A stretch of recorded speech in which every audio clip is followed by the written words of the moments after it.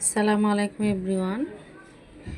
আলু ভাজি, তাছাড়া এখানে বেগুন ভাজি, আর এখানে আছে চিংড়ি মাছের বালাইচা এবং চিকেন, তারপরে মাছ দিয়ে একসাথে ভর্তা বানিয়েছি। তো আমার আজকের এই রেসিপিটা কেমন হয়েছে অবশ্যই কমেন্ট করে জানাবেন।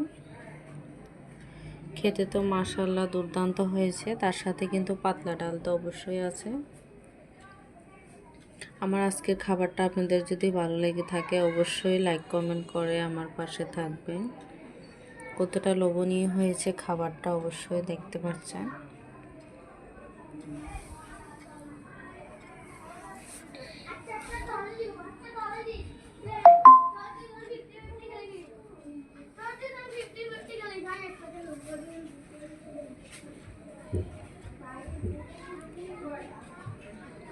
বিসমিল্লাহ।